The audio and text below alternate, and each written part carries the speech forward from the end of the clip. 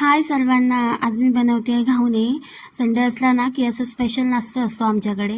आणि आज बबडी पण उठली होती, त्यामुळे पटपट घावणे बनवून घेते इथे मी. आणि तिच्यासाठी बनवली होती आज बटाट्याची भाजी. आणि आमच्यासाठी इथे चहा बनवायला ठेवली आहे. त्यानंतर माझे सगळे घावणे बनवून रेडी झाले होते. आणि नंतर मी बबडीला असं छान असा नाश्ता भरवायला घेतला. आणि त्यानंतर तिला अंघोळ घालून आम्ही मार्केटला गेलो. जरा मच्छी वगैरे आणायची होती. आणि तिथेच बघा इथे लालपरी आपली गावी सगळी गाड्या जाण्यासाठी उभ्या होत्या. त्यानंतर आम्ही गेलो फिश मार्केटमध्ये. तिथे आज भरपूर मच्छी होती. तिथे आम्ही कोळंबी घेऊन नंतर गेलो दूध पिशवी घ्यायला. त्यानंतर गेलो चिकन सेंटरमध्ये, कारण आता 11 दिवस आपले बाप्पा येणार आहेत, त्यामुळे नॉनव्हेज बंद असेल. त्यामुळे थोडंसं चिकन पण घेतलं.